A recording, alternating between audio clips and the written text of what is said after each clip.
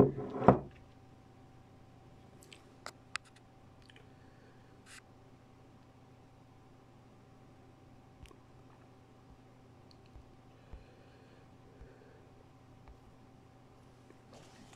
guys, how are you? Hope you're good. Nanyonga Beatrice, Sarah Semajimbi, Sophie Ella, pretty Nkonyeza barometer. Garubindi zange baziriwa siziraba garubindi zange. Paul Rogers. Umwana ariko ya I can't find them. But that's okay. Walaikum salam wa rahmatullahi mkulu Jaffa Jali Anareiso, Connie Langley, Remy Akero, Nathani. Yeah. Oluka, Cat Brand, Missy Moore, Patu, Kesava, Mwalawa Bobby, Titiremi, Lekuru Abubakar. Assalamu alaikum.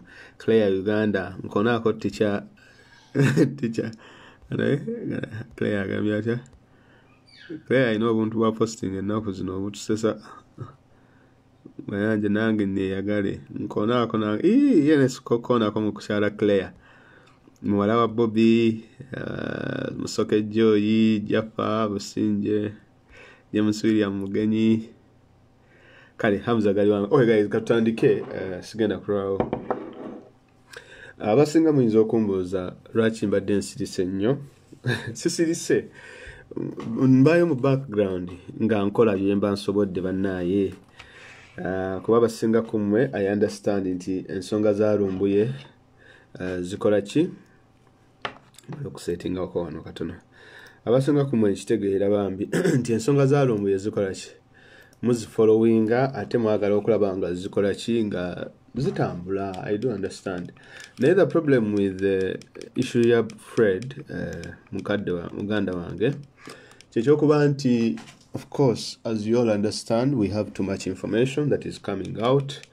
Naye kakati because of that too much information at times really agenda okulaba nga ntomera whenever I come and talk about ebintu nga simaze kumala kubi internalizing understanding nokutegeera what sources I should take ne sources zemba si to sieve okusengejja mu sources zange ne sources endala zesi so naye nga ensonga ya Fred definitely tugiriko nnyo era abasinga ku mwenga we mumanyi and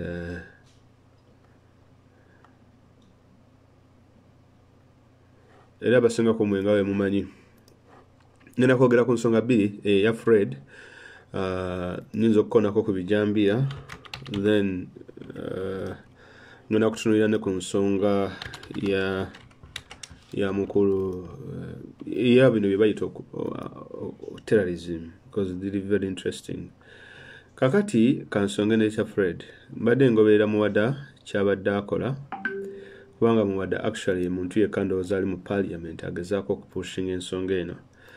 Now the reason as to why muwada ali very important in this particular matter buli wapushingira ku side ye Kampala it give us a clear picture ku side eyo and that particular side it explains ebigenda mass a Turkey and because right now buli statement ambassador wa Turkey mu Uganda jakola oba buli statement bano bokero oliemu je bakola they are on record cut either they are lying and there is a price to pay for lying or basicho they should be very careful with what they are saying.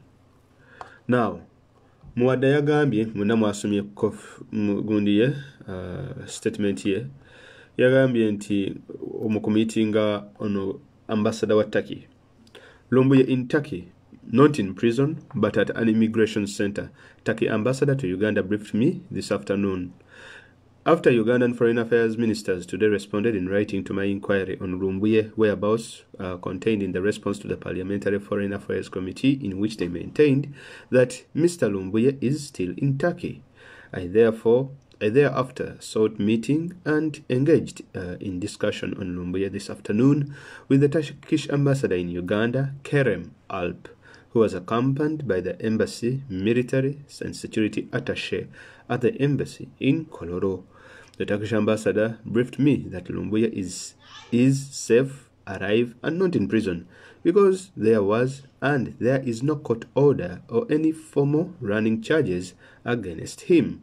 The ambassador informed me that Lumbuye has been offered protection by the Turkish Immigration Agency at an immigration center because his immigration status had expired with no running Turkish visa.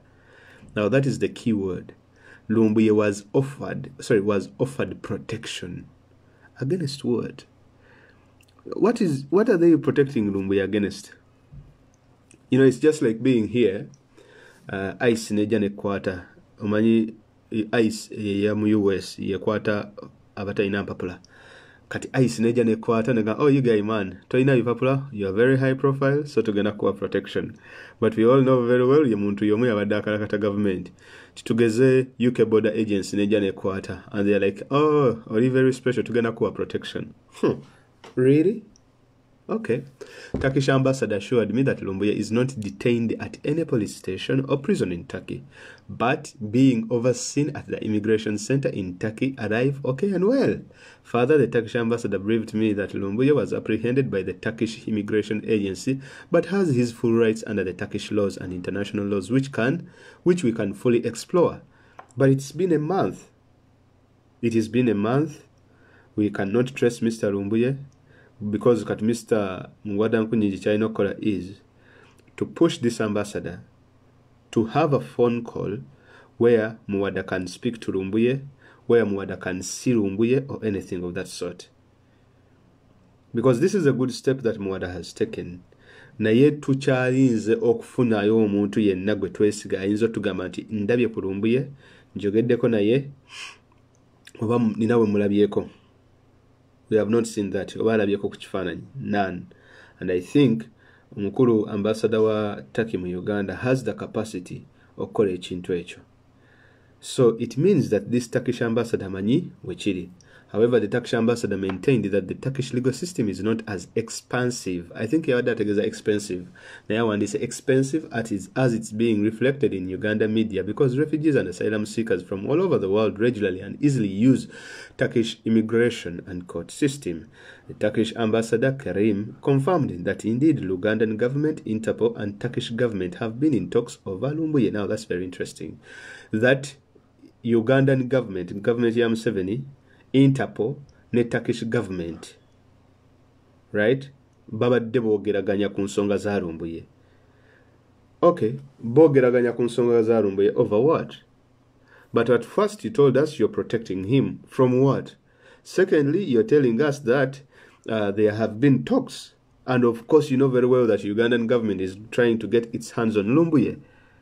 Kati ate Interpol yingirirawo mu immigration. That is what I don't understand.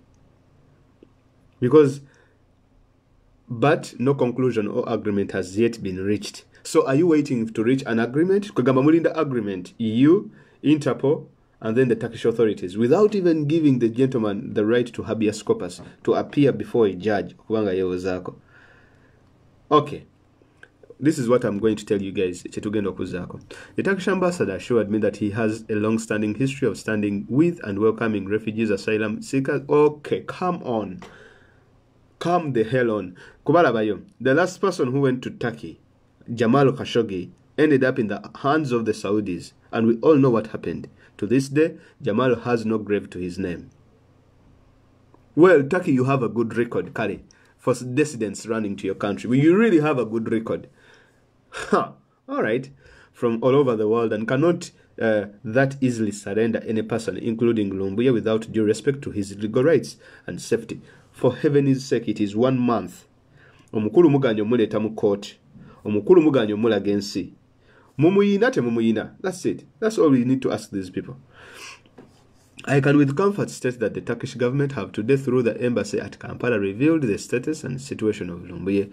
We shall accordingly follow up the above and the other diplomatic brief to now take an informed way forward to eventual redress targeting formal release of Lumbuye. Now, this is what is happening. To me, this is my particular understanding of the situation. Museveni, Turkey, Interpol connived to arrest Lumbuye. Now, when mwateekawo omuliro omungi, baali bagenda mu deporting. For me, this is what I understand. They were going to deport Fred. Now, kasita twawuggana ennyo, they decided to drop the ball like a hot potato. Kasita omupiira baagusuula, ne bagamba nti, you know what? Mumuteeke mu detention center, mumusibireyo Turkey. That is the trick. Bamutaddeyo gye baba bamusibira, like yabagambye munyambeko mumusibireyo, because this is what exactly it is. He won't appear before a court. Ojja kunyonya amakomera gonna toyina ojja musanga, ojja genda mu detention center zonna toyina ojja musanga. Boche baagala is to silence Fred, number one. Number two, baagala kumusibira Turkey. Because whatever okuleka nga tufunye omuntu agenda omutolosa, naye toyina kyogenda kukola. I don't think there's anything kyogenda kukola legally through legal channels in Turkey is going to let Fred out. It's not. Kino kikulagira ddala, according to the ambassador, because of the pressure gyemutaddewo, now he is revealing a few things here and there. Nti ddala Fred tukimanyi, kitegeeza nti bye tubadde tukola protests, bye tubadde tukola ebya protests, right? Then Twitter and all this kind of thing, kibadde kitegeeza nti ddala omusajja waffe bibadde bimutaasa. So this one, kati bafunye line ey'okwogera, kyovola bane line ya gundi kati egenda ekyuka eyajeje odongo n'oyo okero olyem. Their line is now changing because now they have created a narrative, because even odongo jeje confirmed nti ddala baali boogerezeganya ne Interpol nga boogerezeganya era ne Turkish government ebawe Lumbuye. Let me tell you one thing. If Museveni wanted Lumbuye to go in Uganda, if Turkey wanted Lumbuye to be in Uganda, Lumbuye would be on the next flight. Because literally, the only leverage is that Turkey's reputation is on the line. Because to just sat all over the media. That is the only leverage jetwina. Inti leverage yafe is Turkey's reputation is on the line. Ora ensonga is a Jamal Khashoggi. And the fact that you people mudide Jamal Khashoggi ne mumugata ne Lumbuye, ekyo kibatiisa nnyo kubanga mulinganga abagamba nti be batta Jamal Khashoggi, ate ekyo tebaagala kiwulira. Kati ekyo kye muba mulemerako nti mwatta Khashoggi ne Lumbuye mwagala mutta. Sina kiwe munaaba musobodde muyinza n'omubika bajja muleeta. Naye ng'ekiriwo kyo kiri nti abataki bali ku orders za Museveni okusibira Lumbuye wa Turkey. Of course, conniving with other people. The ambassador of Uganda in Turkey, n'abalala abana Uganda abali Turkey. They have connived. And that is where they want him to be. Now, for what reason? I don't know. Definitely, Museveni doesn't want Lumbuye to be out there speaking or talking about anything. Because that is why they would put him there. Because bagala bamusibireyo mukomera. Now that is going to be a very interesting tactic. Inti Museveni asobola okutegeeza government obe ya America obe South Africa nabagamba oyo gaite mumutta naye mumusibire wewati ne wewati. Do not give ngera webikolebwe Uganda. Inti bakwata ne bakusuule na lufeenya abantu bo bonna ne bakunyonya nga teri akulaba. Now it is the same thing that they are doing in Turkey. So yes, they won't let you see him. Because that is the purpose. But what this looks like to me is omuntu okuba ne power esobola okukola ekintu ekityo. This thing is it is very high in the Turkish power. Mu byobufuzi, mu bannabyabufuzi bya Turkey, it is really high. Kambabulire, omulimu abaana gwe bakoze ne baprotestinga ku embassies. Ne tugenda ku Twitter. Netukola bino byonna bye tukoze. Nongamba nti Turkey is not following the situation. Nongamba nti Erdogan takimanyiko. Nongamba nti police ya Turkey takimanyiko. They know. Olaba wano bakwata bukwaso ono omwana gwe bayita Omare. oyo muyimbi bamukwata. Okay, oyo yali muyimbi. But still, a Uganda nyata tamanyi Lumbuye. Lumbuye is very popular in the country. Now, oliaja kugamba nedda Lumbuye abadde popular mu Uganda naye tali popular at Turkey. Yes, that might be true. But of course, the Ugandans shouted his name out there in the media and everywhere. So kitegeeza nti Lumbuye abadde amanyikiddwa. Now, this is for me what I understand. Inti batugambye ali mu immigration center, but they have not mentioned the name. Sina ki omusajja nze nyinza okusuubira nti bannange gaya like taliyo. That is the truth. I know this thing, most of you do not want to hear it. Naye according to my analysis, singa Lumbuye abaddeyo ne pressure gye tutaddewo, bandi bawadde ku ddoboozi, bandi balaze ku kifaananyi, mwandi mulabyeko. Something bad must have happened. Oba bamukuba ne bamugongobaza, oba bamukuba biyiso. But I don't think that his health is in good condition. Especially bw'obanga omanyi Turkey engeri gye bayisaamu abasibe, as well as bw'obanga omanyi Museveni engeri gy'ayisaamu abasibe. There is a possibility of that as well, okubanga Lumbuye si mulamu. Because ekyo n'ayonka akimanyi. Wano e Bungereza oba mu America, kasita oyisaawo 48 hours, fe tutandika kunyonya mulambo. You're not looking for a person who is alive. Now, when I say that, most people bagamba, kati lwaki mumubika, blah, blah, blah. At times, maybe n'okumubika kwe kuyinza omutaasa, by the way. Well, it is a double-edged sword, but for after 1 month, omuntu temunnaba mulabako. Mukati John Bosco Kibalama mwali mumulabyeko. Kitegera. John Bosco Kibalama twamulabako? Of course not. So, no, that is the truth. Ekyo muki expecting it. Omuntu tayinza kubula 1 month nonga nti mukyanyonya muntu mulamu. You're not looking for a person who is alive. Two things, they must have hid him. Bamukwese. Kitegeeza enkwata yonna gye bamukwata. Whatever they did to him, there is something. Oba bamufumita kiso oba kiki, I don't know.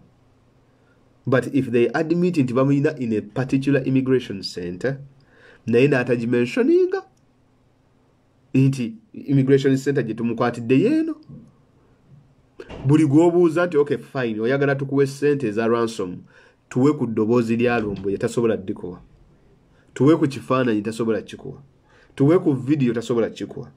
Amawulire amalala gagamba ali Uganda, n'olaba abafala nga bavayo bagamba nkimanyi Lumbuye ali Uganda. Simanyi I can categorically say Lumbuye ali Uganda. Very stupid. Look here guys, two things are likely to have happened. Lumbuye baleka either bamukuba nnyo ng'ali ku kitanda bakyamujjanjaba, obanga they hurt him, ayinza okuba yalina underlying health conditions n'alwala and something happened there, oba musajja bamutta. That's a possibility. Kubanze fe ababeera wano omuntu kasita osuza actually 72 hours baba banyonya someone dead. Kubona ajja kugamba nti yes, he's being protected by the Turkish government. From what? What are you protecting him from? Ate okumanya kano ka ambassador nako kasiro. I'm sorry to say this, but this guy is daft. I don't know, but nze ndaba tekaina magezi. Toyinza kungamba nti Lumbuye is being protected from what? Number one. Ekyokubiri, wogamba nti mubadde in talks with the Turkish authorities, Interpol, as well as the Ugandan government. Lumbuye yazisa misango gyekyo egimuleetera okuba nti nno akola ki? Adipotingibwa nga giyingiramu ne Interpol. Yatta muntu yakola ki? Nothing. Is he a terrorist? Is he on Interpol's most wanted list? Of course not. Kati this guy is contradicting himself in the particular. Maybe Muwadde ebigambo bya bitwistings, but I don't think Mr. Muwadde ebigambo ayinza bitwisting akuba nono mutaki yenyi yale katamanyi na luzungu. Sure. So the thing is that either ng'omusajja bamutuusaako obuzibu tebaagala kwogera gyali kuba this guy knows where Mr. Lumbuye is. Bamutta, that is a possibility. It must be. There is a possibility nti bamutta. Kati just imagine singa mwali muwaddeyo sente za ransom. What would have happened? Ezo bali bagenda zirya. Kati kitegeeza ebintu bibiri. ono Kalemu wa Turkey ambassador wagamba nti Lumbuye ali mikono gy'aba Turkey nti beba mulina beba mu owninze, right, nti beba mulina beba mu owninze. So oli yali atusaba sente nti amutuwe, kitegeeza abeera null and void, system ye batekola, so we shouldn't go with him. Tuba tumuta kitegeeza n'omuntu yenna aba aleese eddiiru nti musasule sente weziti then Lumbuye ateebwe. That's quite interesting nti kuba kakati omusango guli ddala mu government wakati, maybe, but nze ndaba waliwo ekitagatta, because you cannot tell me you are protecting Lumbuye but at the same time nti ate you are in talks with the Interpol and Ugandan government. Wawanga visa ye yali yaggwako, why would you give him protection? Omuntu visa ebeeweddeko mumuwa protection oba mumutanaddayo ewaka? Amateeka g'ettaki mubadde nga mugakola mutya? Nti omuntu visa weggwako, right, nga mumukutte ku misango gya immigration, ate ne munyonya immigration centers zonna nga taliiyo, he's not registered in any immigration center, mumuzaayo gy'ava mu nsi ye oba mumuleka naddamu ne yeetaayaya nga bw'aba ayagala? Because wogamba nti wamukwatira ku misango gya immigration, lwaki tomuwa his right to habeas corpus? After 1 month almost, it's coming to 1 month, lwaki temumukkiriza kubeera nga alaba lawyer? Lwaki temumukkiriza kubeera nga bringing up before the judge? Kubanga yazza omusango. Why would you protect someone ayamenya immigration laws? This ono Turkey oba buno omuntu basomera wasikategeera nakategeera babuye kulya kababu teri kirala kye bategeera, because toyinza kungamba nti omusajja yamenya amateeka ate Turkish government is protecting him. Obu kababu obwo gwemalya kyobala zakati sikyabulya kababu. I don't eat kebab. Era olulaba wemisinde sirya kebab. Nywa kikopo kyange kya chai pozi n'olya ne apple nze kati ndye kebab mbeere nga Abataki? Oh no, sobola emmere sobola girya kati. Naye baddaawo ne balya ebintu birimu butto okufaako obufi ne biboogera tebitegeerekeka. Era mu abalya bukababu mwegenderezemu. Mulya kababu okufaako obufi. Babuye kulya kababu yekka teri kirala. Yamenya amateeka aga immigration. Mbwate mu protecting. What is that? Yamenya amateeka mu protecting. Omuntu eyasso omuntu ate you protect him. Omuntu abasso omuntu mumutwala mu kooti n'awozesebwa, abantu ne bajja ne bagamba nti ye ono yaguzza. That is crazy. Mbwate kali tuli mu man.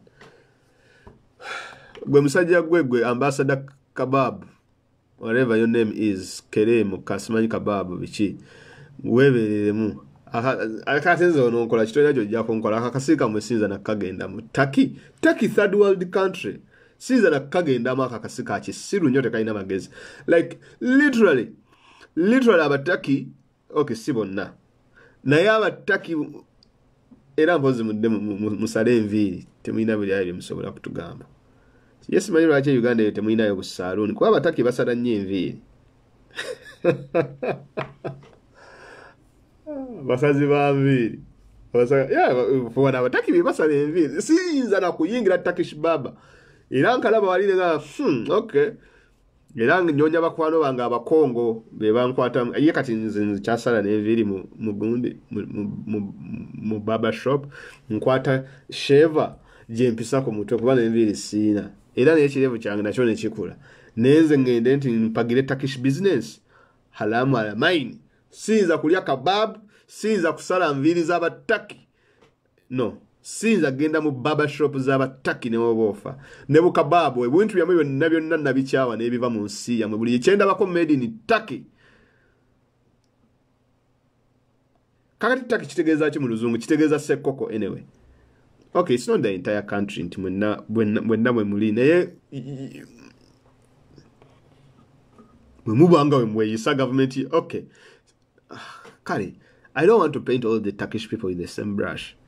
Naye your government mwenna ya kisiru, they are all crazy. bonna ate munankola ki munankima mujje munkime kale Turkey olutalo kasi babuye kulya sekoko. I mean Turkey means sekoko, right?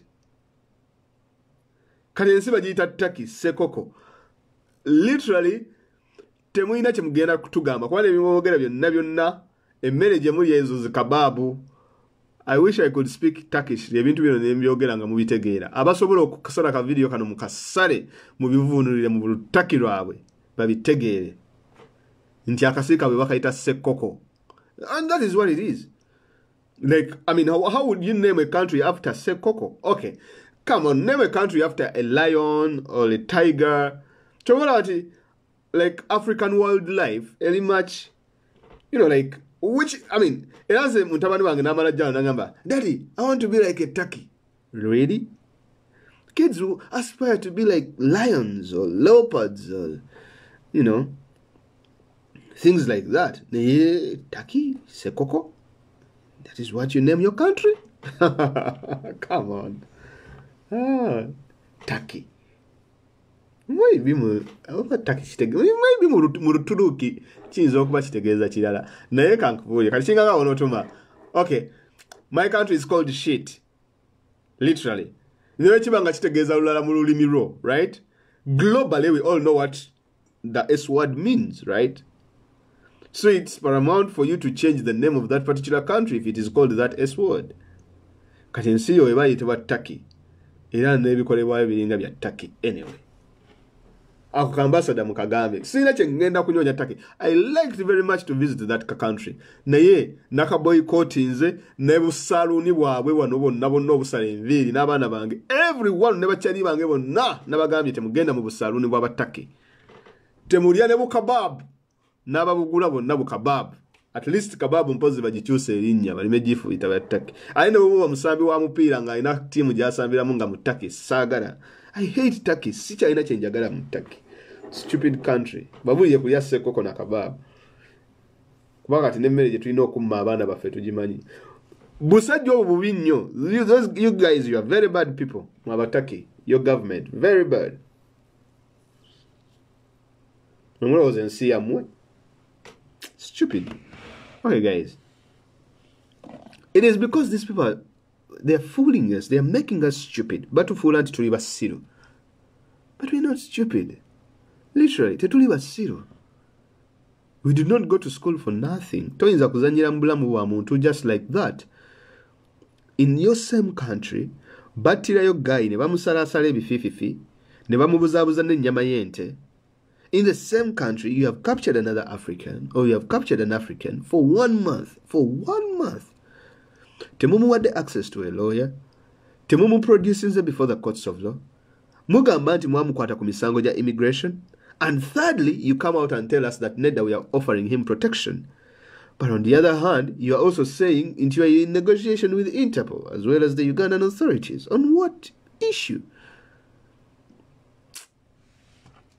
Kale bannaye akakasika Turkey kantamye. Siza a third world country yennyini era zabawana Turkey mbasekerera. Nagala nenda omusajja ga bannange Turkey bazimba enguudo, Turkey balina ebizimbe ne North Korea ebizimbe ebiina n'enguudo bazirina North Korea goza Turkey yokka yeziina. North Korea naye ebiina. But Turkey is a third world country kakati. Goloza lwaki bakagana okuyingira mu Europe. Era teri muna Uganda ayagala kuyingira kasaako. Like kakisiru nnyo that anyway abantu tugendayo lwambeera kinga kati wonova wano n'ogenda Omani oba Yemeni. No one wants to be in those countries. Lwambeera. Naye olaba omuntu yadduka e Uganda n'ayingira ensi ya Turkey. Omanya kye yadduka eri e Uganda kibi nnyo.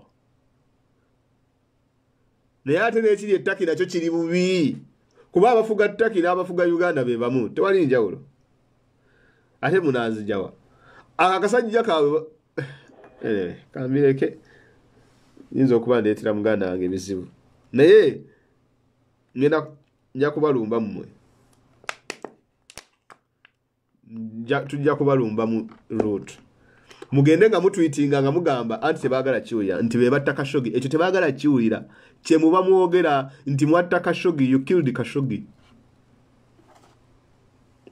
Mugende mulabe documentary ku YouTube bagiyita eyo yoggayo yayagala osuula gavumenti yaabwe mwogere ekyo ekigambo nti Turkey you killed Khashoggi Turkey you killed Khashoggi ekyo mukiteeke buli wamu ekyo buli we mukyogera ekyo tebakyagala kiwulira nti batta Khashoggi alalalalala tebaagala bababa bonna bali wano batakish baba leo siza kwesigamu hanze newe mulabo omutaki nisinde matya bayinza okukwana ne basula mu butu y'emmotoka ne mutaddamu kulaba ku mayanja ngenda okuzuukuka nga ndi Ankara oba ndi Istanbul musajja ate ababeera Germany mwe mwegendereze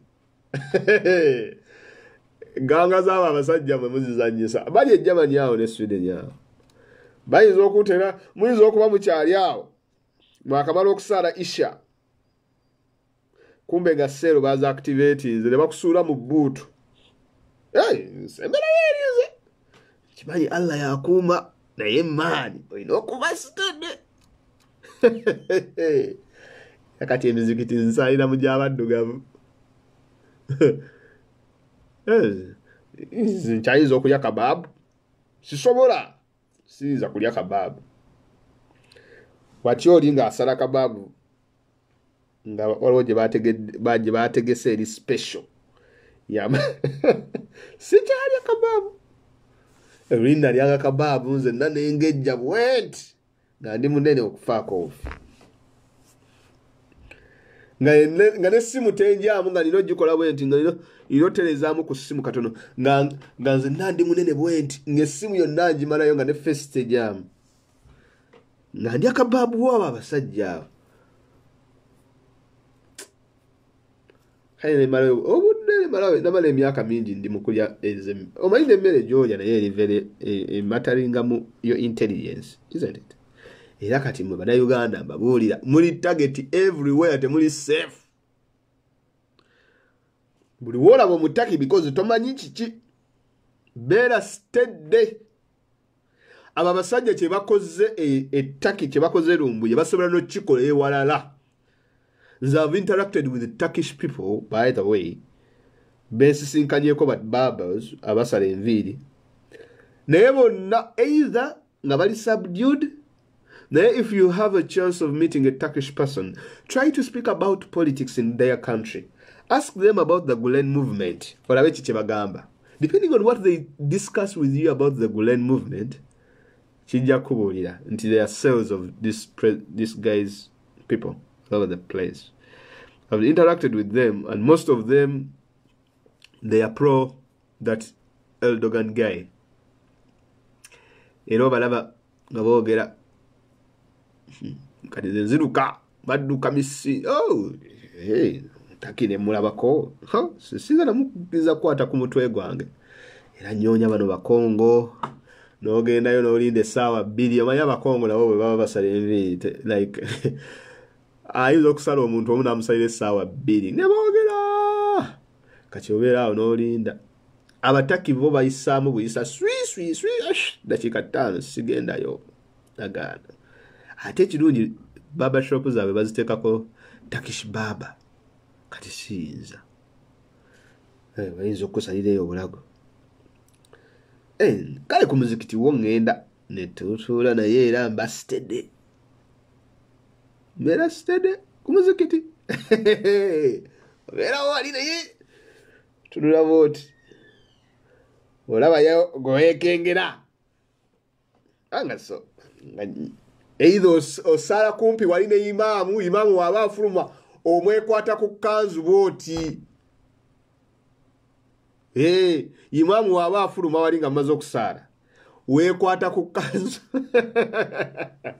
abasajja bakuteeka mu buutu n'ozuukuka ng'oli Ankara ng'oli mu immigration bagiyita batyeyo gye bansibiddemu muganda wange ng'oli mu immigration center yaabwe ne bagamba amayanja yamenye immigration law ey'ettaki kyokka nga bamukidinappingiddewa America aba abasajja basobola balina Turkish Airlines bakuteekako. They can do that on behalf of Museveni. Chobola azenseka. Because the same people, the same connections is abakozesa okukwata Lumbuye.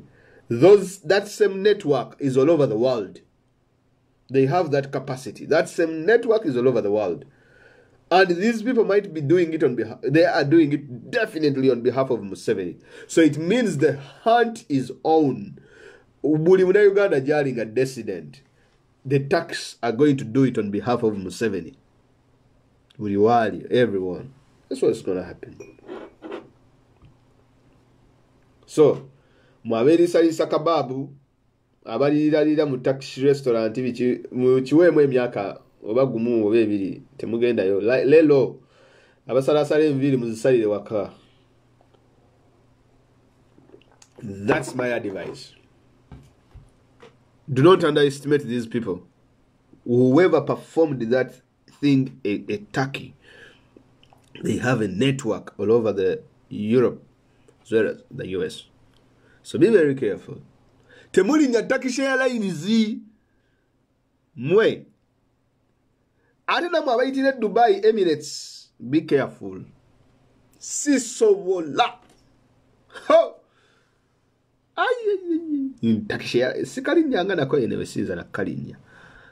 Waliwo ennyonyi ze nagoba mu bulamu bwange. Nze onsange ku Turkish Airlines. Kale sisobola girinnya. Simanyi lwaki n'abana Uganda mukyalinya ennyonyi eyo. Nayo Emirates njitya. Jibuza nyakairima. Sajja yafuna atya ataaka. Emirates? Olyawo weetuziza simanyi ku kisaawe Dubai weerambuza. Nekanze. Era ennyonyi ze webanga eyita Amsterdam zwish. Actually Kenya Airways erinayo much safer nayo yinyinza girinnya. Naye ne Ethiopia eyo kasitani labi Abiy Ahmed ng'alire mu 7 Ethiopia Airlines is sweet. Ate yo sijagayira ddala kuba ne airport yaabwe nfunzibo. Like it's the biggest airport in Africa, but it's one of the worst. Man, eri airport eringa gye bazimba nga bapapa. Like literally nchafu. Like Ethiopian Airlines nagirinnyako omulundi gumu n'endwala. I got even food poisoning. Alizimayaja nze muntu I can eat almost everything. Of course that is halal. Naye olaba nafuna food poisoning ku Ethiopian Airways. Jaja. Waliwo mukwano gwange yangamba buy cheap buy again. Kyeyali ategeeza meanwhile is that nti buliwo yanyonya ekintu ekya layisi. In the end you still pay a hefty price. Kati bino betunyonya ennyonyi nti okay Emirates nnyonyeza Turkish Airlines zitaseera. Ne bakuba obumere bwabwe n'olya buli kimu n'olya ogenda okuva ku nnyonyi ng'olubuto olukuluma wenna ofunye food poisoning. Sizirinnya. Kati zino ennyonyi muzijja ku listi yammwe. Turkish Airlines, Ethiopian Airlines, Emirates mbeeraawo 50-50. Whether oli mu struggle oba toli mu struggle. Boka sabamanya nti ono muna Uganda nti sabula. Sisobola kulinnya Turkey. Kale bannaye Turkey yantamye. Fazali njagenda mu North Africa. I really wanted to go to Turkey. Naye njagala genda kulaba ebifo byaba Ottoman Empire ebyo ebityo. But I cannot go there. Abasajja abo bakyaliyo. Sisobola. I can't. So sad. Naye Turkish Airlines sisobola girinnya. Kebabs nazigobye. Turkish baba nabagobye. Everything. Anyway, guys, bye ku bro waffe Lumbuye. But inshallah, ajja kubeera bulungi. Naye waliwo ekintu ekirala kye mbadde njagala okwogerako. Fred katusabe bannaye naye Fred ne likelihood nti obona bu Uganda Airlines temulinnya. Simanyi lwaki mubulinnya n'obulinnya. Sinza na kalinnya ka Uganda Airlines.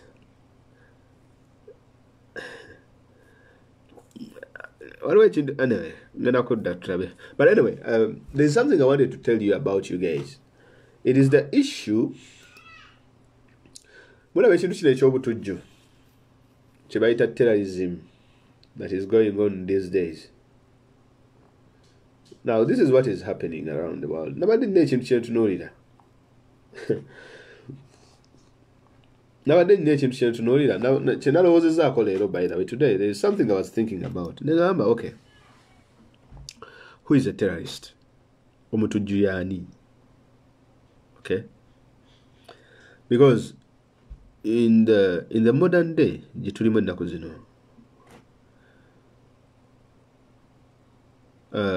Omutujju bamulabira mu kifaananyi kya omuntu ow'ekirevu musiraamu and that kind of stuff. Kyova olaba Lokech we bamubuuza nti lwaki abatta Katumba bonna basiraamu era lwaki bonna basinga nti nedda anti abatujju babeera basiraamu. Ne bamugamba you mean terrorists babeera basiraamu? Nti ye n'agamba nti era bana abatali basiraamu nabo babakyusa. Negamba bannange ono ye guy ali mu security yaffe? Ono ye guy akola ebya security? Kakati ye his definition nti omutujju alina kubeera musiraamu, unfortunately, which is really crazy. That is beba abantu Museveni baateeka mu bitongole nti babirwaninge. Either nga abantu bano ebintu bye barwaninga tebabimanyi oba nga ne definition ya terrorism tebagimanyi n'ebifaanana ng'ebyo, which is so stupid. Ye kennyini oyo Lokech gy'ava waliyo ekibiina kye baali bayita the Lord's Resistance Army, LRA. Now terrorism, I think according to dictionary definition of terrorism, anyway, let me just read for you what terrorism means here, and I'm going to show you why this is very important in today's world.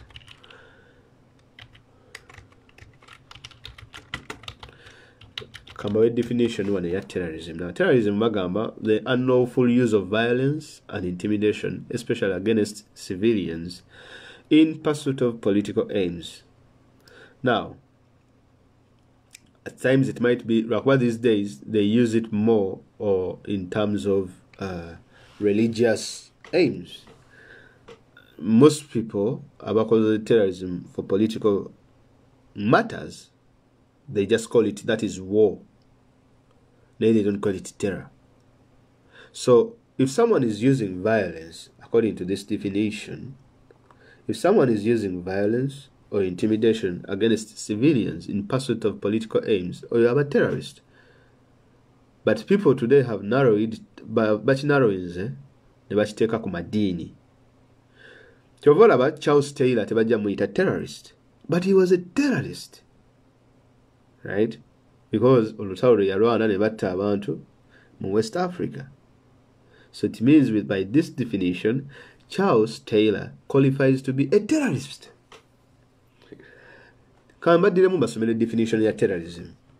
The unlawful use of violence and intimidation, especially against civilians in the pursuit of political aims. Okukozesa okutiisatiisa n'okukozesa effujjo n'okutta abantu aba bulijjo abatalina musango ng'ogezaako okutuukiriza ebiruubirirwa byo eby'obufuzi. Ekyo kitegeeza ki? Museveni was a terrorist. Museveni was a terrorist because according to this definition, Oxford Dictionary, terrorism omuntu teyetaaga kuba musiraamu oba mukatoliki. N'oba ogambye nti it is religious terrorism, tutandike ne the Lord's Resistance Army. Kyova nti Lokech was completely off nga he's describing what terrorism is because he did not understand what terrorism is. Lord's Resistance Army, the reason as why they call it the Lords, they wanted to restore the 10 Commandments. Nga baagala kufugira Uganda ku 10 Commandments. Kitegeeza ki? Lwaki kone tebamuyita terrorist? Lwaki bamuyita rebel? What is the difference between a rebel and a terrorist? So should we say that all terrorists are rebels, but not all rebels are terrorists? Oh, come on. So this means that because rebels also use violence. They use intimidation. People like Savimbi in Angola, these were terrorists. Now, let us break it down. Because the reason as why this provoked my mind, Afghanistan, definitely Afghanistan. And the US attacked Afghanistan in 1998. Ne bajjako obukulembeze bw'Abataliban, ne bamala obujjako, ne bategezaako okuteekawo obwabwe obwalimu Ahmed Karzai ne Ashraf Ghani, ne bufairinga. In the end, ne tuddayo mu Taliban. Kale abantu abasinga bwe babulira Taliban, they think nti Taliban are terrorists. No. The reason as to why people say Talibans are terrorists is because nti bali bakolagana kali ne Al-Qaeda, which is a terrorist organization according to the CIA or according to the FBI. Now, this is what is funny. Inti okulekanga America ye kubrandinze okubeera terrorist, then you cannot be a terrorist, which is really funny. So it says chitegeza nti America ye salawo nti ono terrorist ono ye si terrorist. For example, Nelson Mandela, he was declared a terrorist in 1985 under that gentleman, what's his name? Ronald Reagan. He declaring that Mandela is a terrorist. Was Mandela a terrorist? And the ANC? It was declared as a terrorist organization. Even Margaret Thatcher, Naina Agamba, Mandela and the ANC, they are a terrorist organization. Now, this is what happened. Mandela yo list bajimujjako mu 2018. Mandela yo list CIA ajimujjako mu 28. I think 2008 or 2018. Terrorism watch list. Just let me look it up here and I just be good. Okay. Bajimujjako mu 2008. How many years is that? From 1985. Chitegeza Mandela newe yabeerera president, he was still a terrorist.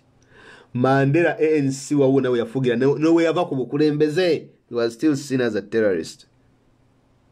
So, did Africa view Mandela as a terrorist? No. He was not viewed as a terrorist.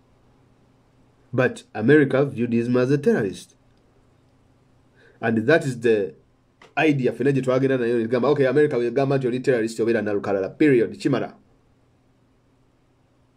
Now, okay, the Taliban were terrorists. What do you mean? Taliban was not a terrorist organization, by the way. For those of you who do not understand, Taliban was more like a political organization. Nayenga, of course, Barinyoku, they are religious fundamentalists. Now, how Taliban comes about is and how terrorism actually, according to the US, it started look, from 1945, the Second World War, up to 1980s, there was nothing like terrorism.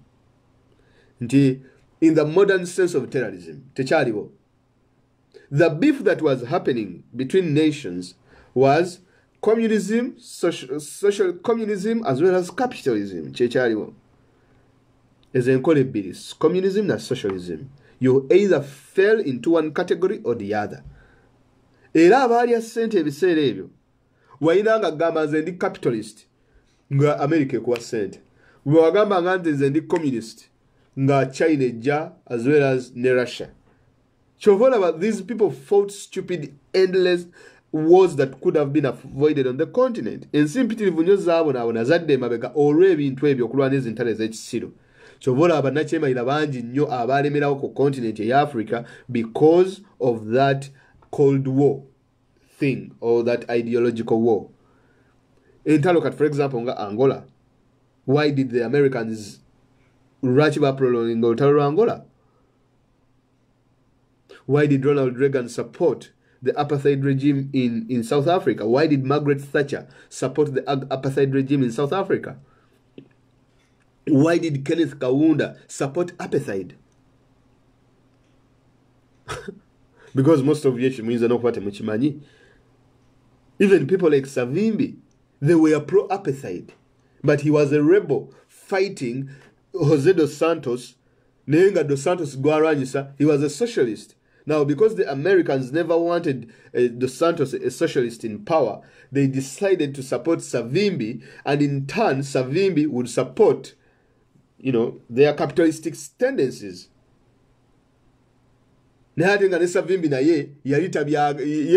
not ideological. Because Savimbi had to play the same ball with the South African army, because the South African army was also invading Angola. The reason as to why South Africa was invading Angola, it is because South Africa by then was occupying Namibia. So Namibia got its independence from South Africa.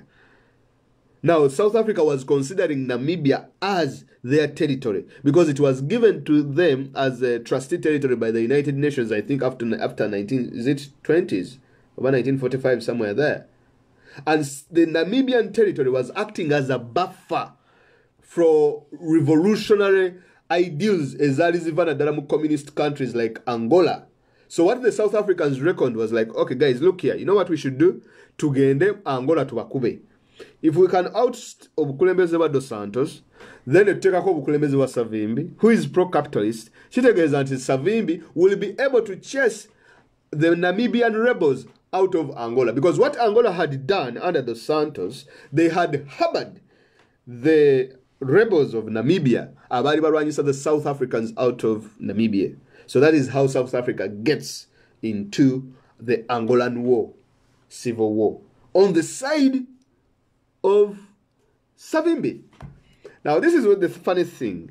Tables turn. Cold War negwa with the fall of the Berlin Wall in 1990. Berlin Wall we marokogwa. Kati tables zichuka because one of the goodies about nga appetite good South Africa was that Namibia had to be given independence. And South Africa yakwata independence ya Namibia nejibawa mu 1990. We marokujibawa kakati abagundi America ne balekera okusupportinga Savimbi ne batandika okusupportinga ani Dos Santos. I think it was Dos Santos. We wamala ate kati okukyusa side ne batandika okusupportinga Dos Santos. Dos Santos na denouncing aba Russia. Anyway, because the Russia they China sent. So he denounced them. So when he denounced them, bano bafala ne bajja ne batandika okuwa Dos Santos sent. Savimbi ne balekera omuwaka sent. Kati gali amagye ga South Africa agali gagalwanira kusaidia Dos Santos. Agali galwanira kusaidia Savimbi. Kati ate ne gakyuka ne gatandika okuba Savimbi. So that is the mess that Africa got into. Because of those stupid wars. Naye tewawulira ko muntu nti no bagenze kulumba wano. Because balumbye lwa kubantu wano waliwo bannalukalala. Tekyaliwo. If you go to Somalia, bonna babajjako. Basiyad Bare, ba Mengistu, these were all socialists. Naye nga bano akazannya bakazannyira nga bano abazannya aka terrorism we bakazannya leero ku kontinenti. Nti ogenda gwe n'ogamba lwakuba nti wano aka terrorism tekaliimu side. You are either a communist or you are a capitalist. No. Aka terrorism goina kutegeera ngeri yakazannya nti you accept nti wano waliwo ba terrorist. Nti omudidi gugenda kuyiika. That's what is happening. Kati baliwo mu post-colonial Africa, ba Mengistu, ba Siad Barre, ba Julius Nyerere, Milton Obote, because all those ones were socialists. Ba Patrice Lumumba, ba nibo nabo, socialist. Kakati abo bonna kye baakola nga bagamba kakati we align with America jatu was said. We gana nga tugamba tugenda wa Russia. Kati obagamba America nti ngenda mba Russia. Nga badduka emisinde kale kwata sente. Omusajja gwe bayita Papa Doc Duvalier bali bamutwala nga kaguddeyo wa Haiti. Lulinda banyumiza Haiti. One of the hardest country to rule on this planet Earth, Haiti. Papa Doc bali bamutwala kaguddeyo. Ngawedde Kennedy yali amaze okusaininga n'ebipapula nga ganye ekino ekisajja kigende. We are not going to give him any money of ours, Papa Doc. Then Kennedy ne bamukuba amasasi ne bamutta. Kennedy wamala omutta ono omusajja omupya najja gwe bali bayita what's his name? Lyndon B. Johnson. Najja mbukulembeze. He turned the entire policy. Papa Doc n'agamba, you know what? America webate mumpa buyambi ngenda kukola ki? Ngenda ku going towards the Russians. Actually, Papa Doc had threatened to go towards the Russians, but the most important reason as to why America changed its policy of supporting people like Papa Doc. It is because of the Cubans. The Cubans had given a base to the Russians to construct a military, whatever, a base. To construct a base. Bakolechi, indeko malokuteka kwesi. Yali abawadde base constructing gundi, bakolere gundi. Abagundi. Yali abawadde base. Gundi. Castro yawa gundi base. Yawa America base.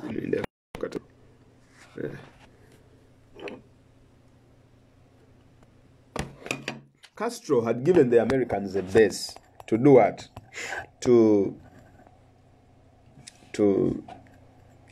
Castro gave the Russians a base. Or could take our military base. Kati okubane base eyo mu Caribbean. Okubane base eyo mu kumwagwa America. America needed to control the Caribbean, and of course Haiti was part of the Caribbean. So they were like, okay, let us leave this dictator to live. Papa Doc ne bamuleka n'afuga Haiti n'abakuba kwagala okubatta. The same thing is happening with terrorism today. What we see here is terrorism is not the threat of Africa, and terrorism is not the threat as these people are saying it is. Look here. Nelson Mandela, kambawe examples zino muzitunulire ku African continent. Nelson Mandela was bagamba he was a terrorist. Margaret Thatcher nagamba Nelson Mandela is a terrorist. Ronald Reagan nagamba Nelson Mandela is a terrorist. What happened? Nelson Mandela ended up becoming the president of independent South Africa, Black South Africa. He went off the terrorist watch list in 2008. So it meant that in the end, dialogue had to happen between the so-called terrorist and the so-called government in power at that time. Example, netugikwata netugiteeka wali wabbali. Nyinza oba example endala gye bayita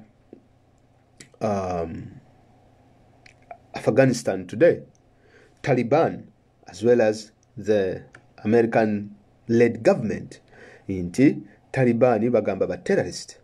But in the end, America had to sit down with the Taliban never dissolve obuyinza. Kati who is a terrorist? Nekwata obuyinza never wawa. Kati aba Talibani bebali mbukulembeze mu Afghanistan. Do we really qualify to keep calling them terrorists? Absolutely not. Because if you call Taliban terrorists, it means Mandela is a terrorist too. Well, someone will say, yeah, but abantu. Okay. ANC killed people, by the way. For those of you who don't know. Mugende munyonyereze ku strategy gye bali bayita necklace. The necklace murders. You look them up on internet. Necklace murders. What the ANC would do, kasitaba kwatanga ng'oli collaborator with the whites, obanga odusa ebyama byabwe, balina kye bayitanga necklace. Necklace nga bakwambaza ekipiira mu bulago ne bakukumako omuliro. Bali tebazannya. Necklace murders. That is the ANC. Yali nzibu. But tulaba, they got power. Taliban, they have gotten power. Okay. Now, most of you might not know. What when you write Ireland, what when you write IRA, the Irish, I think, Republican Army. Irish Republican Army was considered a terrorist organization, and these were not even Muslims, by the way, because Mandela was not a Muslim, the IRA was not a Muslim. Near the IRA, they fought for over, I think, 200 years. Kuvira dale mu 1800s. In the end, Nebakola Good Friday Agreement, 1994. Bill Clinton was the overseer of the agreement of a former terrorist, a former organization, a terrorist organization, to be part of co-establishing another island. And so a buffer between Ireland and UK. So they created Northern Ireland, 1984. A former terrorist organization, the IRA, according to them. Okay. So, should we think about how we look at terrorism these days in the world? I mean, When I thought about that, I was like, okay, this is really interesting.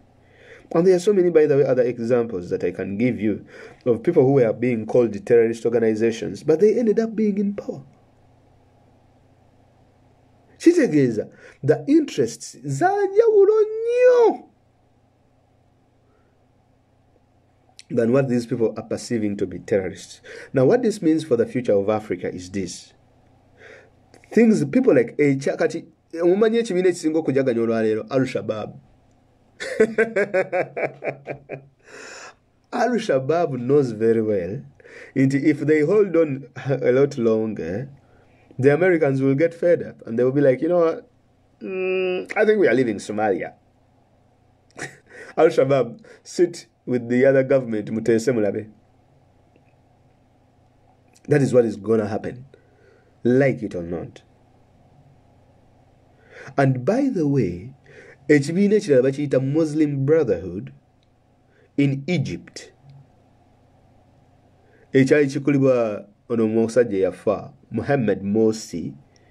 Muslim Brotherhood was one of the most organized institutions in Egypt. Baliba Brotherhood bali bamaanyi inti they had people in every sector in the Egyptian power.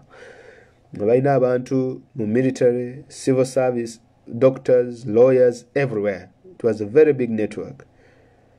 The Muslim Brotherhood bali bapanga da okutwala obukulembeze. Do you know what happened? Muslim Brotherhood wamala okujjako Muhammad Morsi, it was the only organization that was ready to pick up power. Era bwe bagenda mu kalulu kati bang, Muslim Brotherhood, look it up, ne bagikwata nefuuka ne batwala obukulembeze. Muhammad Morsi n'atwala obukulembeze.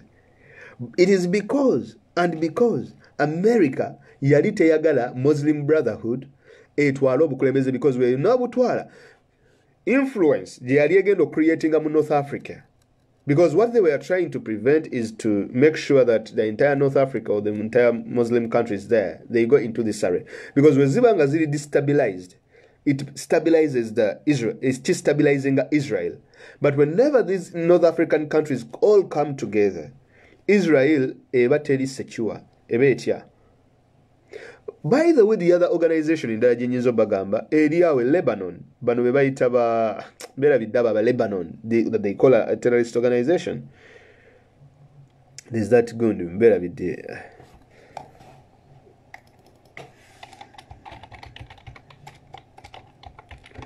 Minideo katono kamalo banyonyano.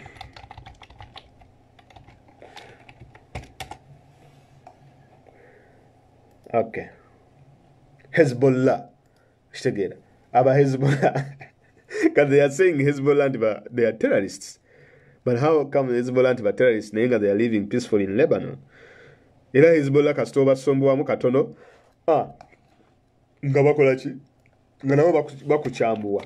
You do not kubachambua. Now, this is not, for me, what I'm trying to explain here is, Iranga walabanegundi ne Hamas. What I'm trying to explain here is simple. Into whereas, who decides who is a terrorist and who is not? Nti we deciding ati no fetugamba nti bano aba ADF ba terrorist, bano abali Cabo Delgado ba terrorist, bano abali wano buli omu n'omuyita terrorist. Then terrorism loses meaning, because abantu abamu, this has become a scapegoat, because abantu baba balina grievances. Now, because these people cannot address these grievances, because these people think that these people are going to become a threat, so they play the terrorism card. Ne baleta obusajja obutamanyina kusaala, obutalina busiraamu, ne bagamba abuubo bwe bu terrorist. Okitegeera? Then ne bakuteekateekako ebyo ebinnya. Mukamba buulire, Osama bin Laden bamuyina in arm's length. These people had him. Kanino kamba buulire the deep conspiracy mweje mwadde temumanyi. Afghanistan, they had Osama bin Laden. Bali bamuyina nga bamukute within a range. Nagamba wuno tumulabako, what do we do? Ne babagamba stand down. Stand down. Stand down. bwe bagamba stand down, Bin Laden ne bamuleka n'atambula n'agenda. Why? Kubanga singa the search for Bin Laden yali ebaddewo ekiseera ekyo, olutalo lwali lugenda kuggwa. Olutalo we luggwa, waliwo ababa bagenda okufiirwa nga tebakola ssente. Be baani? Halliburton, abakola amamundu. They bakola mu security. They have to sell guns. They have to sell weapons. All war is based on deception. That's it. They have to sell their weapons. Mu America kati military industrial complex. The military industrial complex. Eisenhower ye yagamba nti eyo military industrial complex ejja kukola buli ekisoboka okuwakkuluza entalo oba okwenyigira mu ntalo eziribaawo to make sure that they keep their business model running for those that are sought and those that are unsought. Whatever. I think that's what he said. Let me see. Maybe most of these things but I can still look it up here. Eisenhower. But that was a very powerful speech, right? On military industrial complex. These people have to make money. All right, this is what he said.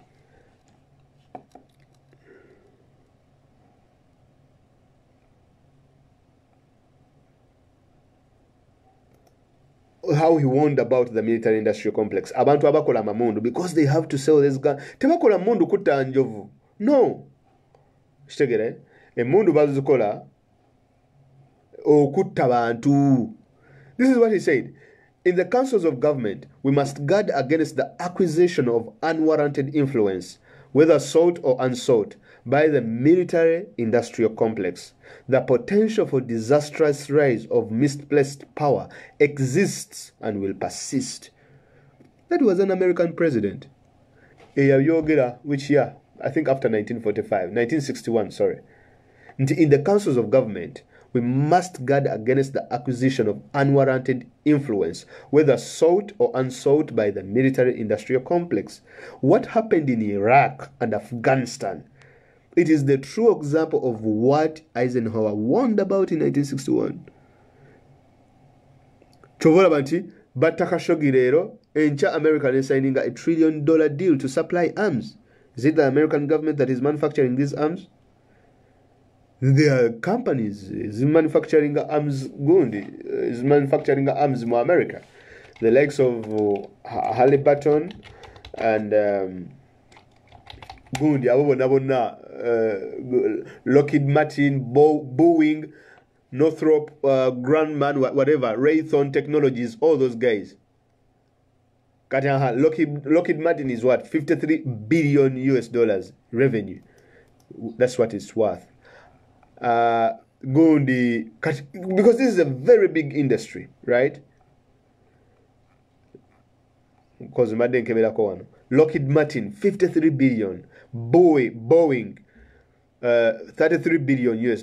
Raytheon Technologies, $29 billion. Northrop Grumman, $29 billion. General Dynamics, $24 billion. I mean, ask yourself, how do arms end up in terrorist arms? How does Connie get arms? Guy tasobola kufuna mmere ya kulya naye ayina ssente zigula ebyokulwanyisa. You get the point? Kitegeeza nti Connie needs to be armed in order to justify Museveni to inflate his budget. So you give a few arms to Connie so that he can fight you, and then you fight back. But you inflate your budget so that Lockheed Martin, the Boeing, they can make money. Does that make sense? Muslim Brotherhood, that is considered as a terrorist organization, was not supposed okufuga Egypt. Not because intibali bagitya nti ejja kufuuka not because intibali bagitya nti terrorist organization. No, it's because Muslim Brotherhood yalina capacity to decapacitate Israel. And so Israel engeri gyeri wali, it's a white sheep amongst black sheep.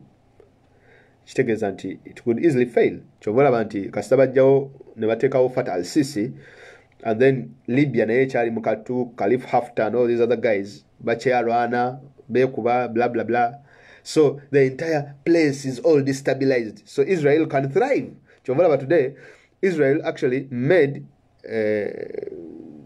bakola under Trump era, they talked about normalizing relationships between Israel and the Middle Eastern countries, Dubai, United Arab Emirates, and now even nyonyi za Israel zinza okubuuka ne ziyita all over these places. And in turn, Israel sells these governments technology like Pegasus.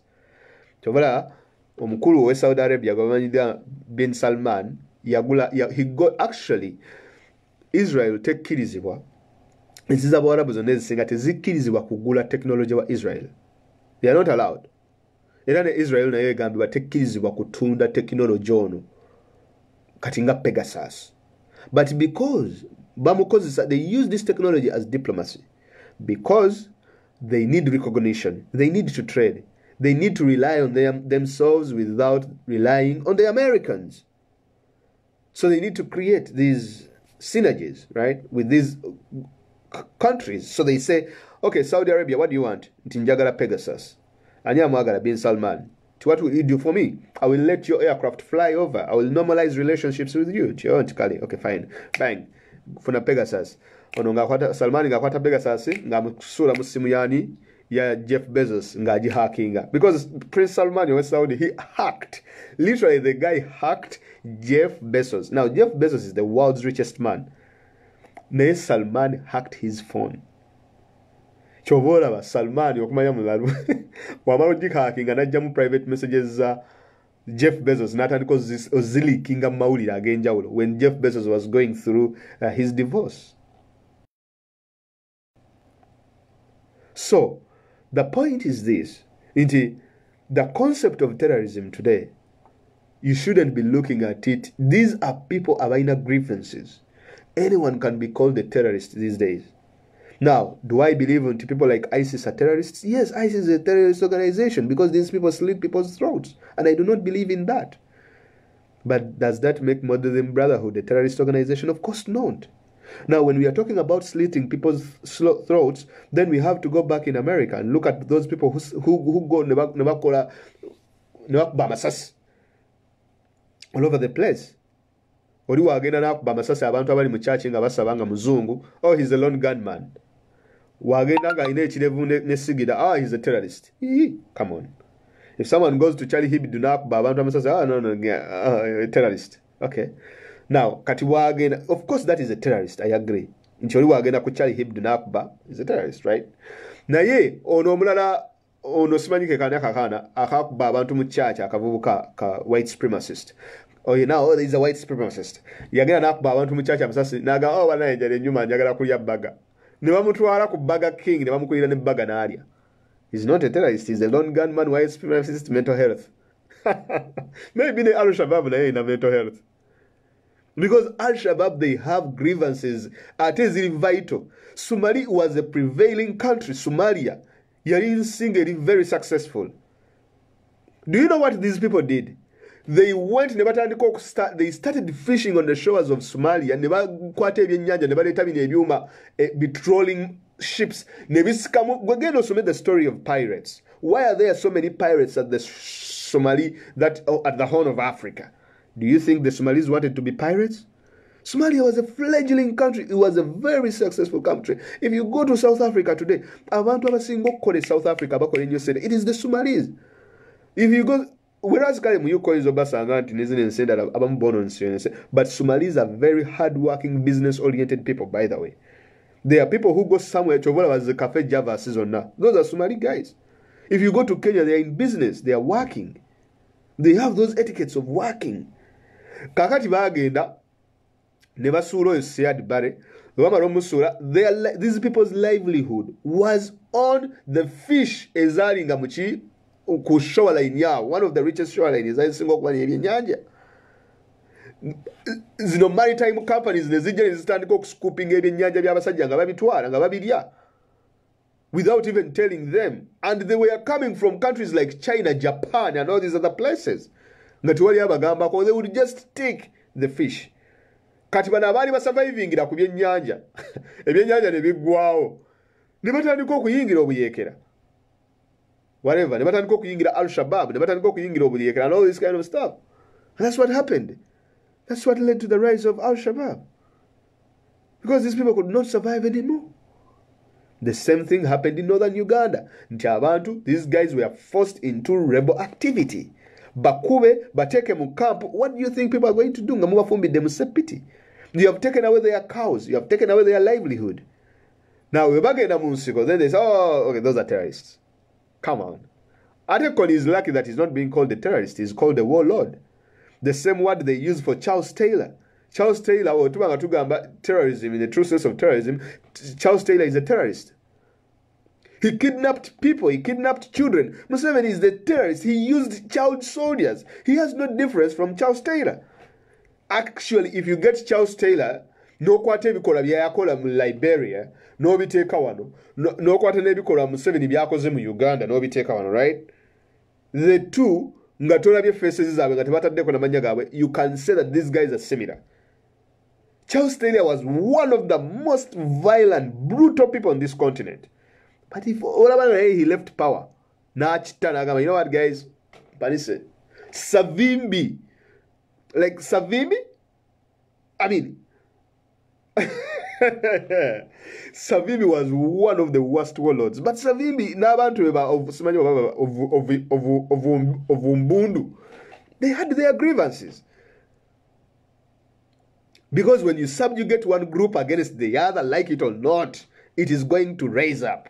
And that is what is going to happen. All the time. And you think into Jaco Jodi Baganda and all this kind of stuff. It has happened. You cannot live for eternity. Time will come, still you will have to go. And that's the same thing that we have in Nigeria today. Because we are seeing the Boko Haram, if we say Boko Haram. You have to put the word haram, Boko Haram, to sound terroristic. Sahel region in Mali. Era no musajja president yafa simanyi Sahel. No. Gulwacholo was a terrorism. Abantu weba branding of a terrorist. There are some natural resources in those areas. In Somalia, the reason as to why you have the Al-Shabaab and why they are branded a terrorist organization, it is because Somalia is strategically located on that strait of the Horn of Africa. In Tiao, Natural America, in our base in Djibouti. Wali Suez Canal weva. We again there is a awali webaita terrorist group. It is a strategic position in the world. The Muslim Brotherhood would not be accepted to control the Suez Canal because it is the gateway to trade to India and the rest of the world. It is the great Suez Canal. Genda olabe we are blocking it. Do you think Americans would let the Muslim Brotherhood to control the Suez Canal? Do you think the Israelites would let the Muslim Brotherhood control the Suez Canal? Definitely not, because the Israelites knew that they needed the canal as well to trade. The Americans need that canal in order okuisawa amashipu gabwe the ship as the maitange made Djibouti. It is very strategic.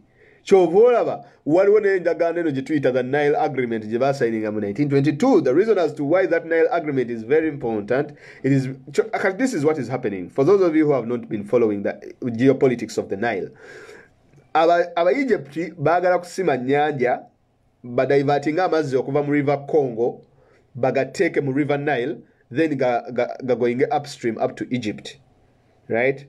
Because, I mean, that geopolitics is very, very interesting for those of you who are not following.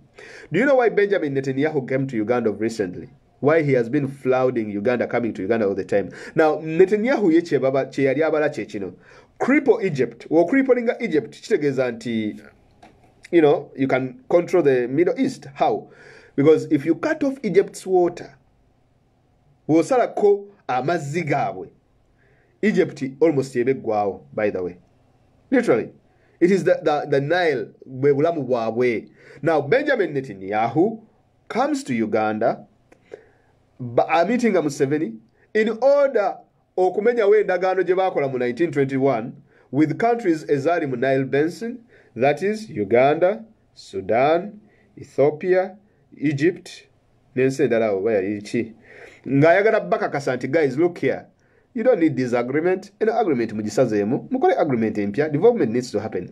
Now the agreement was nti for any development egenda okukolebwa ku River Nile, all these countries should first consult with Egypt. Era Egypt has to monitor the water levels in all these countries. Ethiopia, Uganda, as well as Sudan. Now, tutuse wano mu 2000 recently, I think it was 2012, Benjamin Netanyahu comes to Uganda, they're like, no, you don't need this agreement. Chovolaba. Egypt kakati ne bagikola ne bagi sidelininga. Kakati aba Ethiopia ne bagenda ne bazimba je tuyita the Renaissance Dam, the biggest dam in Africa. Actually, if not in the world. Renaissance. Eyo aba Ethiopia tebaginaako banja bye bajezimbira. Naye egenda kusalako amazzi ga Misiri. Things got so heated between Egypt and Ethiopia to an extent that the engineer yali azimba damu bamukuba amasasi ne bamutemula. Abantu abali bakola ku damu, they started turning up dead. So what happened? So later on, Egypt ne bagezaako biyingiramu biki ne bigaana. Trump n'agezaako biyingiramu ne bigaana. Kati Egypt ne egamba nti banaye sawa ya plan B. Plan B ki tugende Congo, tukole ki? Amazzi ge Congo tugasale, tutekeko mu Nile tulawo banaatuwa. By the way, tebakikoze guno. Annual Sadat ye yasooka okukola gundi eyo expedition. N'asindika ba engineers n'abagamba mugende Congo mulabo bamusobola okudivertinga amazzi ago, because in the future tuyinza okubonaabona n'ensi zino naddala nga Ethiopia. And that is what is happening today. Now, twabadde ku nsonga ya terrorism, but of course toyinza kudiscussinga terrorism nga discussing the interests, to discussing the geopolitics. So the role of ADF in today, because toyinza kungamba nti ADF ekyali active, ate nga omukulu wa ADF mumuyina, kiringa nga wonoga nti Al-Qaeda etutta bannaye tuli bubi, ate nga Bin Laden mumuyina. Tekisoboka. Al-Qaeda etutta ate nga Bin Laden mumuyina. It can't happen. Neyo bomu yabatuse Kabul eyo. Memuzanya. Terrorism mumanyenge jatonda. Kakati fe gitulategedde kyekino. Nti ono omusajja wammwe agezaako nnyo okutunda terrorism. Kyova owulire Congo omusimanyi basazeeyo emitwe, abamitwe basaze oba mweka. These things they have bikola just justifying intervention in the Congo. Naye waliwo point gye mbadde nkola. Nti lwaki awabeera terrorism wali strategic key. Nti wogamba nti Muslim Brotherhood, it is a terrorist. Let me first look at my map here. World map. Tulabe terrorism hotspots. Kati tusooka na, for example, kansoke wano ne Egypt, okay? Wotunuulira Egypt. If you look at Egypt, literally, guys, waliwo Suez Canal. Kati America cannot bali tebaagala kuletinga Muslim Brotherhood to control the Suez Canal, because that is it is one of the most important waterways in the world. It is the most important. Kati bano balaba, of course, yogundi Muslim Brotherhood yali y'amaanyi, deeply entrenched and all that kind of stuff. So they wouldn't let it happen. Ne bakola ki? Ne bagigoba Suez Canal, gundi obukulembeze ne babujjayo, ne bateekayo Fatah al-Sisi. Terrorism n'akola ki? N'akwajja. Ensi endala ewali terrorism gundi Mozambique, Cabo Delgado, bagamba waliyo ISIS. Naye wano ISIS weeri, the biggest deposits of liquefied gas, I think, in the world, by the way, ziri wano Cabo Delgado. The people living in this area, government yali yabeerabira, tebafaako, teina kyebawa, tebalina yadde n'ekikumi. These people have been the poorest in Cabo Delgado. Now, instead of addressing these people's concerns, they brand them terrorists, beat them, chase them out of their land because they are terrorists. To align with them or to help them out. So you kick them out. Simple. Kuwali wagamba ADF. But what are the concerns of ADF? Wali wagamba Al-Shabaab. How did Al-Shabaab start? Now, ISIS is a terrorist organization, no doubt. Okay? Waliwo abantu nga zo they are terrorist organizations. In the same sense, I would say that LRA is the terrorist organization, right? But then,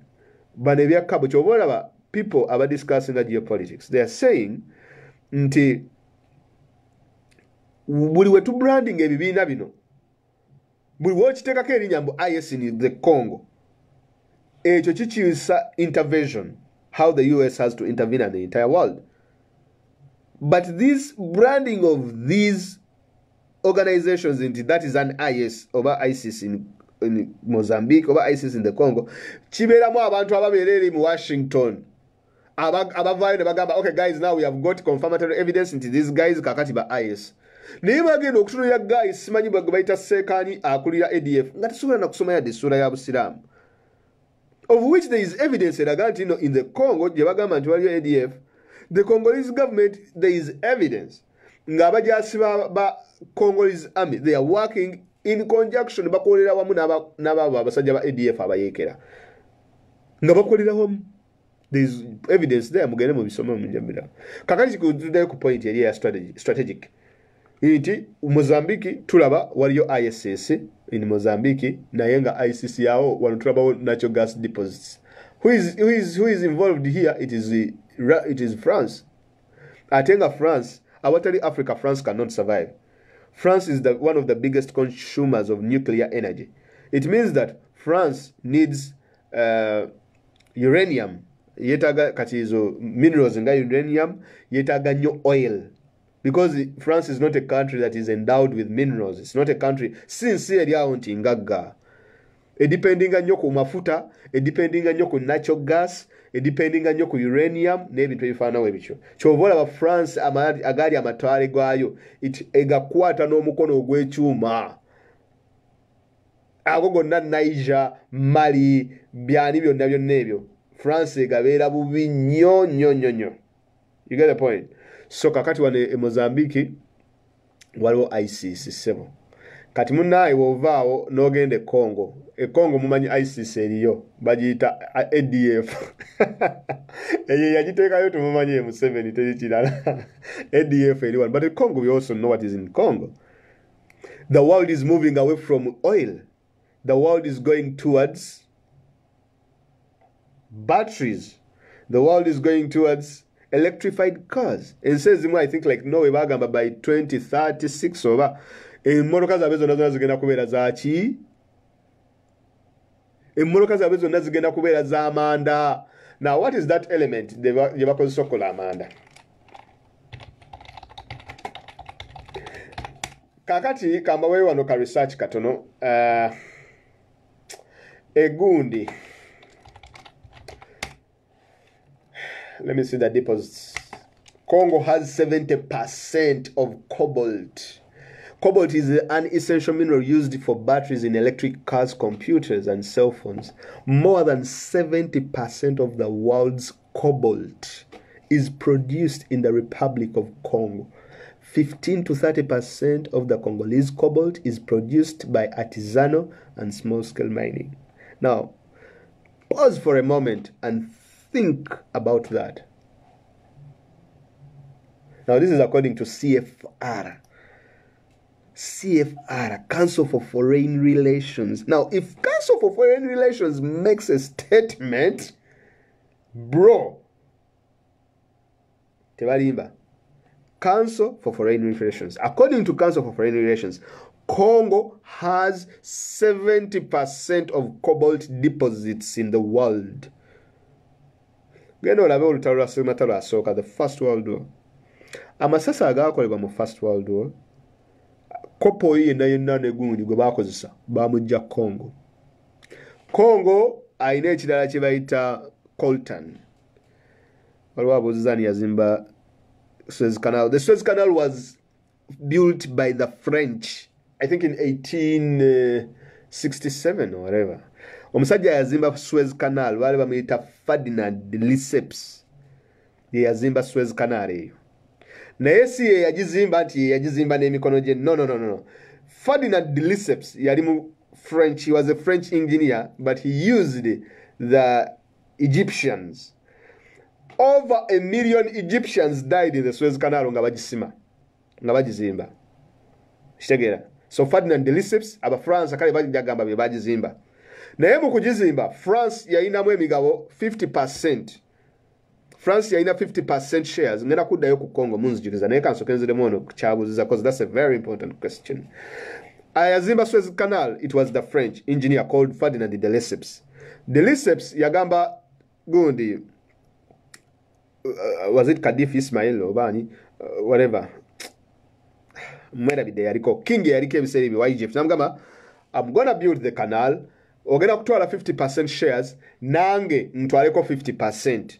Ko bali nti kale it is okay. Aba Egypt ne bagamba it's okay mugizimbe. Kati De Lesseps agenda mbangereza abagamba guys come in here waliwo opportunity tuzimbe canal eno eshoteninga olugendo kuba luli balinga bayiteri ne bayitire wa South Africa Cape of Good Hope then ne bayoka bagende India ne Southeastern Asia yo because that's where the trading was okujjayo silk okujjayo ebintu byonna trade silk to India because India it was a very important territory for the British. It was the jewel in the crown.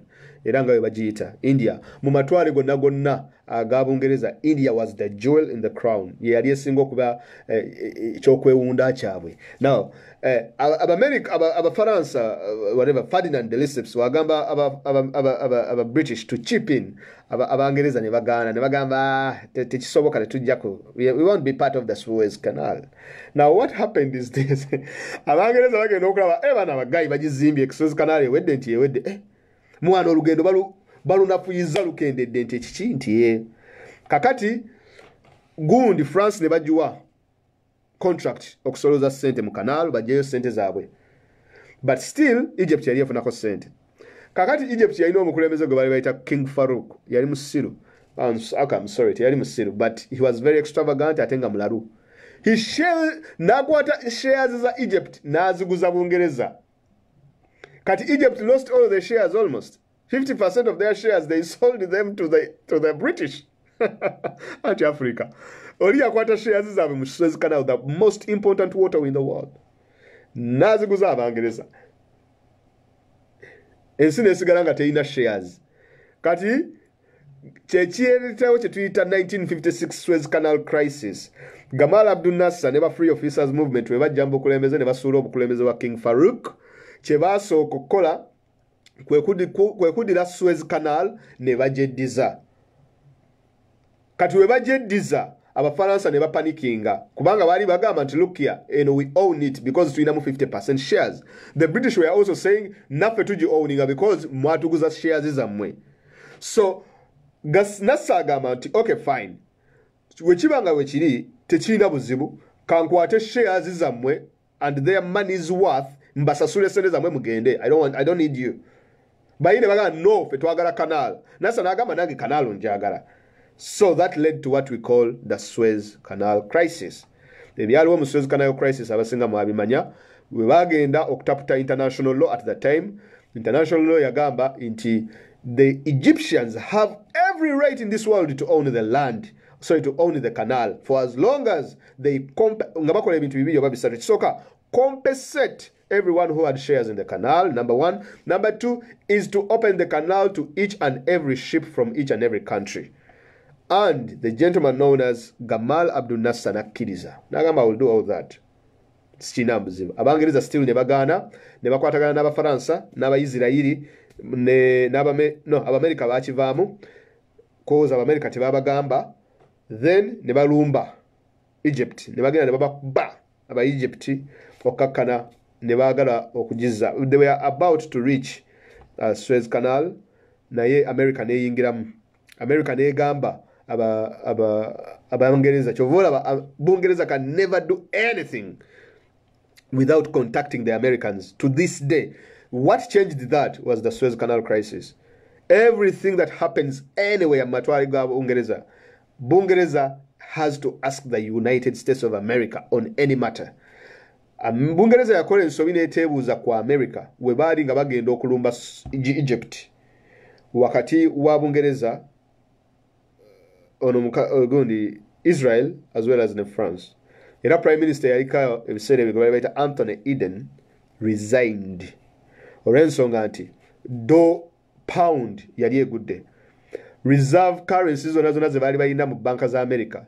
Oyo omusajja Eisenhower, I've forgotten the American president who was on by then, who was very, very angry on the actions of the French as well as the British.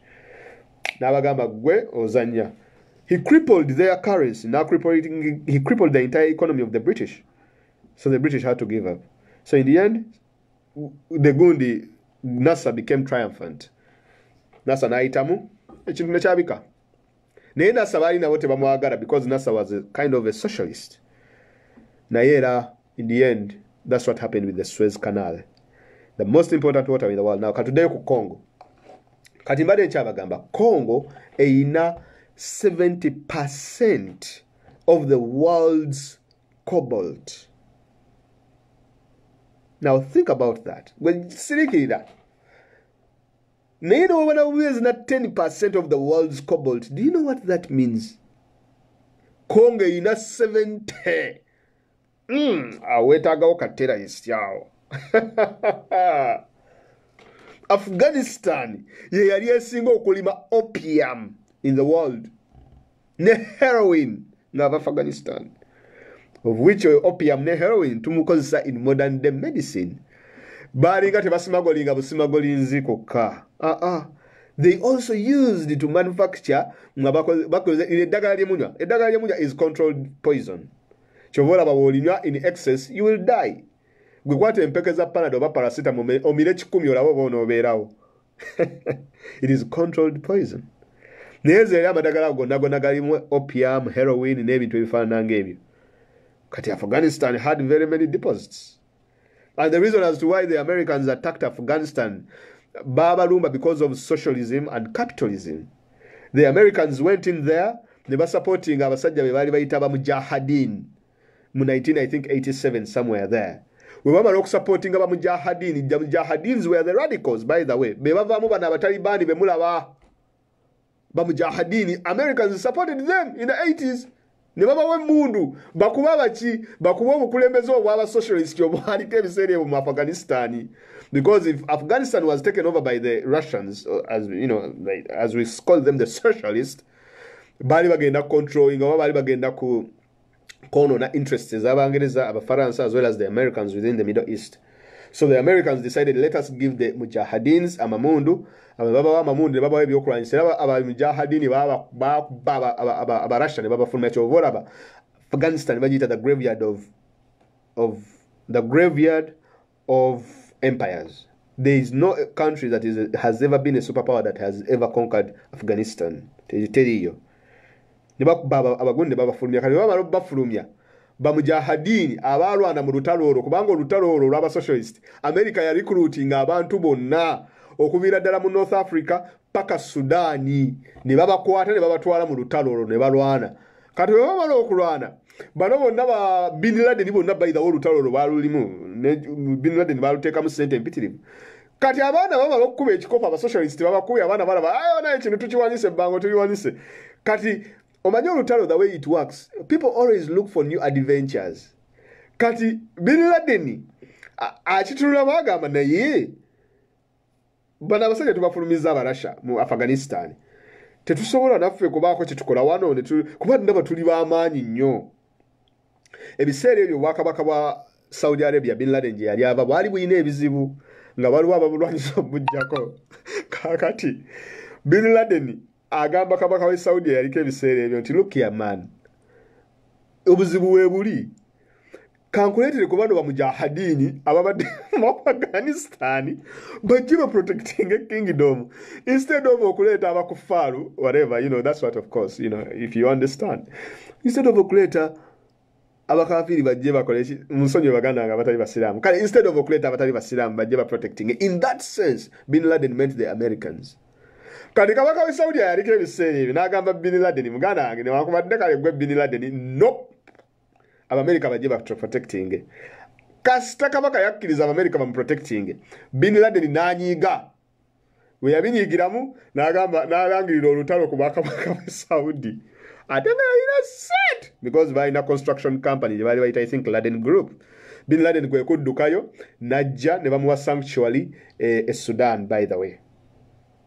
Kakati nakirala bano abaana bonna abadduka bamujahadini ne bagenda mu nsi zino ez'enjawulo omwali North Africa naddala North Africa kyovola awo waalingayo nnyo okuttibwa kw'abantu mu North Africa.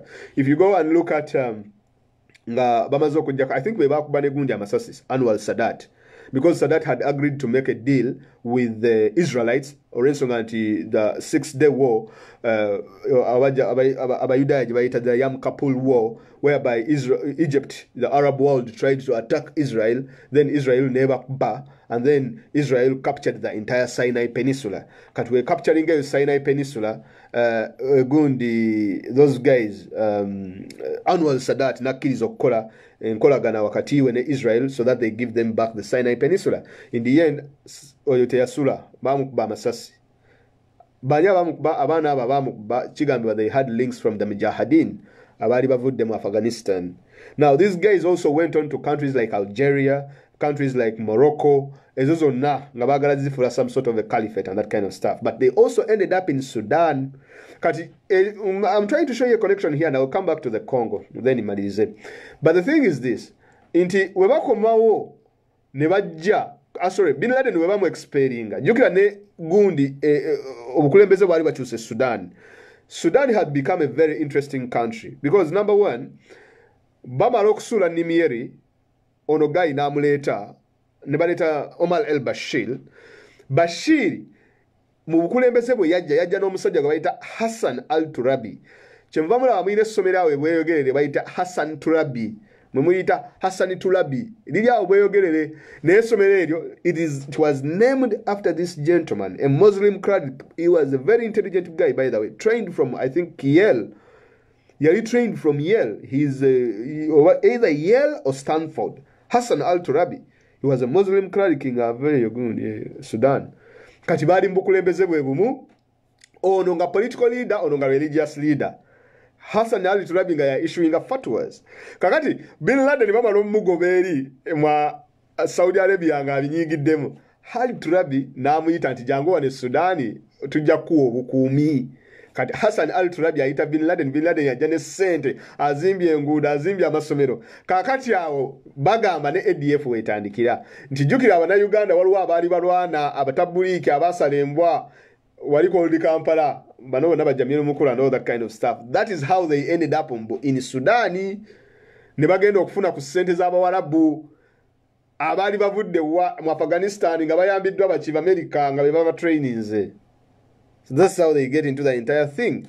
Kakati Bin Laden wabeera mu America, wabeera mu Sudani, n'azimba ne bamutiitibya ne Hassan Turabi biki. Ebiseera ebyo ne yeeyingibwako n'omusajja gwe baali bayita Ilich Ramirez Sanchez. Abasinga kumwe gwe mumanyi nga Carlos de Jaco. Because that's how Carlos de Jaco also ends up in Sudan. Kakati Sudan kyobola abaali bagiyita a motel of terrorists. Ebiseera ebyo, I think 1990s. 94, 95, 96, 97, 98 awo. Bali bagiyita a motel of terrorists. Nga buli terrorist alemereddwa gyali nga e Sudan they will welcome you. Now this is what happened. Bashiri bamuteekako akazita akayitirivu. Inti abasajja bano e Sudan ne batandika okutrainingira aba revolutionaries nga bamujahidini abaali Afghanistan. Bamujahidini bano ne batandika okukola assassination attempts. Gaddafi bamwegezaamu, Hosni Mubarak ne bamwegezaamu Ethiopia. Buli mukulembeze w'ensaza abasiraamu nga bamwegezaamu. Naye nga bagenda okubanyonyereza nga bagenda okukizuula nti abasajja bano batraining ba Sudan. Sudan yeno kati ne batandika ogisosola.